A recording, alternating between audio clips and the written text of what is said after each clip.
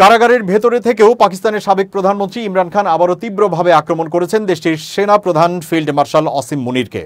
তিনি মুনিরকে বলেছেন, পাকিস্তানের ইতিহাসের সবচেয়ে দমনমূলক এক নায়ক এবং মানসিকভাবে অস্থির এক ব্যক্তি হিসেবে।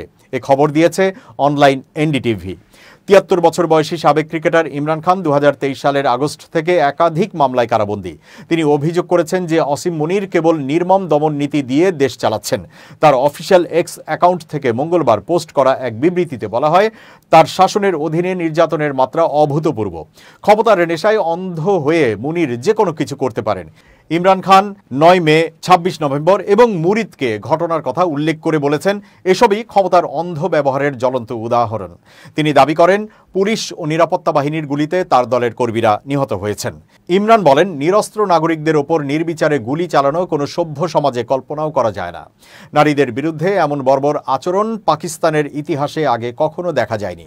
পিটিআই প্রতিষ্ঠাতা আরও অভিযোগ করেন, কর্তৃপক্ষ তার স্ত্রী বুশরা বিবিকে একাকী বন্দিত্বে রেখে মানসিক চাপ সৃষ্টি করছে। তিনি বলেন, আমরা দাসত্বের চেয়ে মৃত্যুকেই শ্রেয় মনে করি। আসিম মুনির আমার ও আমার স্ত্রীর ওপর সম্ভাব্য সব ধরনের অবিচার চালাচ্ছেন। পাকিস্তানের ইতিহাসে কোনো রাজনৈতিক নেতার পরিবার এত নির্দয় নির্যাতনের শিকার হয়নি।